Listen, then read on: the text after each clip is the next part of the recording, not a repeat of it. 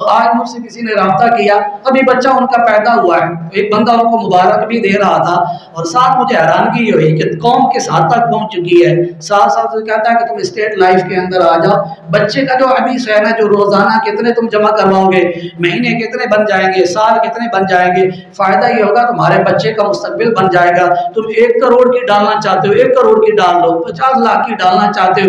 यानी पहले दिन ही बच्चे को लिए ऐसा काम तजवीज़ किया ताकि उसकी जिंदगी के अंदर होश के अंदर आए, उस माल पर जब कब्जा करे तो पहला कब्जा ही उसका हराम माल पर हो जाए। अब पहली नो ये तो चलो खौफ खुदा वाले थे जिन्होंने पहले ये सोच लिया कि मैं काम करूं तो पहले चेक तो कर लूं कि शरीयत में जायज़ है या नाजायज़ है, लेकिन आमतौर पर अमूमी सूरत ये नहीं होती। अब इंश्योरेंस क्या है ना, चाहे इसको बीमा का नाम दे, चाहे इसको इंश्योरेंस का नाम दे, नाम बदलेगा, मस्करी की नौयत नहीं बदलेगी, क्योंकि काम एक तरह का ही। अब ये 2 तरह का होता है, या तो होता है जिंदगी का, या होता है इसके मुतालिक माल का। इंश्योरेंस कह दें या बीमा कह दें। अब इसकी शिक्कें जो है ना, बाज जुए की नौयत के अंदर है, बाज सूद की नौयत के अंदर है। किस तरह, मैं आपके सामने आसान करके कोशिश करता हूँ कि जो जिंदगी का बीमा होता है, इसमें ये कहा जाता है कि आप जो है ना अपनी किस्तें हर महीने जमा करवाएं, फिर अरसा मुतय्यन होता है कि 20 साल का अरसा होगा या इतना अरसा होगा। अब उस अरसे के अंदर तरतीब यूँ होती है कि देखें, अगर मरने वाला अभी उसने 3-4 साल ही जमा करवाई थी पॉलिसियाँ, वो फौत हो जाएगा तो उसे पैसा सारा पहले ही मिल जाएगा। अभी उसने जमा नहीं करवाया, कंपनी उसे जो है ना वो पहले ही दे देगी, मुआयदा होगा कि पहले मर जाओगे तो आपको इतना पैसा मिल जाएगा। अगर उसकी मुद्दत पूरी हो गई, पहले वफात नहीं आई, फिर जितना उसने जमा करवाया है उससे जायद कई गुना कंपनी जो है ना लगा कर पहले तयशुदा होता है उसे और इजाफा दे देती है। और झांसा क्या है कि देखिए ये तुम्हारी जिंदगी की जमानत है, दुनिया से चले जाओ, पिछलों का मुस्तकबिल जो है संवर जाएगा। अब यहाँ खराबी क्या है, खराबी ये है कि जब बंदे ने, पहली खराबी इस कानून की ये होती है कि इनका कानून होता है कि अगर 3 साल जो लगातार हैं ये किस्तें जमा ना करवाएं, तो अगर कुछ किस्तें जमा करवा चुका था तो बाद में ना करवाएं तो जब्त हो जाएंगी।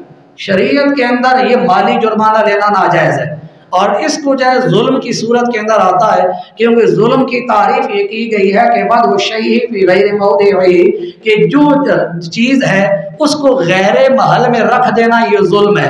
अब गैर महल में यूँ है कि अगले के माल पर नाजायज़ कब्जा हो जाएगा, माली जुर्माने की नौयत बन जाएगी। माली जुर्माना शरीयत के अंदर जायज़ ही नहीं है, ये जुल्म की नौयत यहाँ पर है कि उसका पैसा कब्जा। दूसरी इनकी है कि अगर वो पैसा वक्त से पहले लेना चाहे तब भी उसे नहीं देते, अपना पैसा भी लेना चाहे वापस उसे नहीं मिलेगा। तीसरी खराबी यह है कि अगर जिस बंदे ने, जो प्रीमियम है, जिसने पैसे जमा करवाए हुए हैं, अगर ये बंदा भी कर्ज लेना चाहे तो सूद के बगैर इसको भी नहीं मिलता, इसको भी कर्ज तभी मिलेगा जब सूद मिलेगा। अब उस अगले स्टेप पर हम जाएं, अगर ये वक्त से पहले वफात पा जाता है तो इसको वो पैसा मिल जाएगा जो इसकी मलकियत ही नहीं। यहाँ यानी एक महूम नफा था, मैं नहीं सोचता था कि इसको कंपनी किस चीज के बदले के अंदर, अच्छा कहते हम बतौर सिला रहमी की सूरत में दे रहे हैं। अब यहाँ पर भी मुफ्तियाने कराम ने फरमाया तबर्रो अगर दे रहे हैं तो ये तबर्रो तयशुदा तो नहीं होता, जो अगर सिला रहमी होती है वो तयशुदा तो नहीं होती।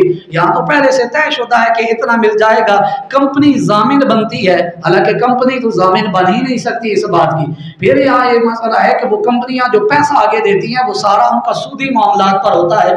अब वो पैसा अगर इनको देंगे तो वो सूरत मजीद नाजायज की सूरत है। अगर उम्र पूरी होती है, उम्र पूरी होने के बाद वो पैसा बिल फर्ज इसने जमा करवाया 10 लाख, इसे मिलता है 15 लाख, 5 लाख जो ऊपर मिल रहा है ये पैसा इसके लिए सूद है, क्योंकि इसका पैसा उनके पास बतौर कर्ज जमा था, वो अपने काम करते थे। अब कर्ज के ऊपर इसको नफा मिल रहा है, ये वो सूरत है कि जिसके अंदर सूद करार दिया गया है। अब हम दूसरा इंश्योरेंस माल का चले जाएं कि जो माल का है, बीमा कह दे, इंश्योरेंस कह दे, गाड़ी के होता है, फैक्ट्रियों, कारखानों, दुकानों का होता है, और उसके अंदर वो कंपनियां ये जमानत देती हैं कि देखें अगर जो आपकी मुद्दत है, मुद्दत का तयन करने के बाद कहा जाता है कि इसके अंदर अंदर आपकी चीज जल गई, कोई नुकसान हो गया, जितना नुकसान होगा उसकी जामिन, जो उनके लफ्ज होते हैं उसकी जामिन कंपनी है। देखें शरीयत के अंदर जमानत के बिल्कुल मसाइल हैं, लेकिन जो जामिन बनी उसको संभालने के लिए किया क्या, मतलब ये एक कारखाना ही सही है, कंपनी ने कह दिया मैं इसकी जमानत देती हूँ कि जलेगा नुकसान हम देंगे, चोरी हो गई तो क्या कंपनी ने वहां चोरी से बचने के कोई असबाब किए होते? कुछ भी नहीं किया होता। क्या कंपनी ने वहां जलने से बचने के लिए कुछ काम किए होते हैं? नहीं, कुछ भी नहीं किया होता। कंपनी का वहां काम ही कोई नहीं चल रहा होता, तो जमानत के असबाब में से कोई सबब ही नहीं बन रहा है, तो ये महज एक दावा है जो फजूल है। अब इसके अंदर क्या सूरत बन जाएगी?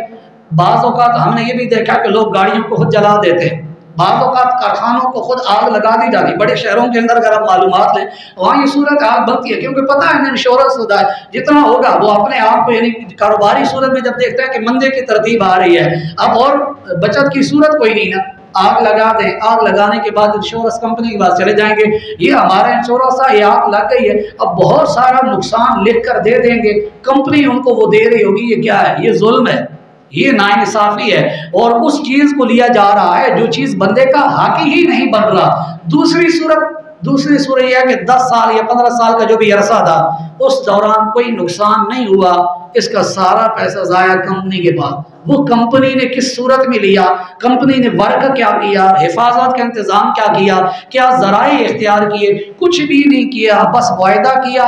मुआहदा करने के बाद कंपनी अपने दफ्तर के अंदर, इनका निज़ाम अपनी जगह है, कुछ भी नहीं। गाड़ी है तो कंपनी उसकी हिफाजत का क्या इंतजाम कर रही है? कुछ भी नहीं ना कर रही। कारखाना क्या कर रही? कुछ भी नहीं। अब जो पैसा इसको मिल जाएगा, ये पैसा वो है जो पैसा जुए की नौयत के अंदर रिस्क है कि मेरा पैसा जाया हो जाएगा या वक्त से पहले मुझे मिल जाएगा, तो ये खालिसतन अब जो है ना जुए की सूरत है। तो अब बीमा जिंदगी का हो जाए या बीमा माल का हो जाए, ये हर सूरत नाजायज है।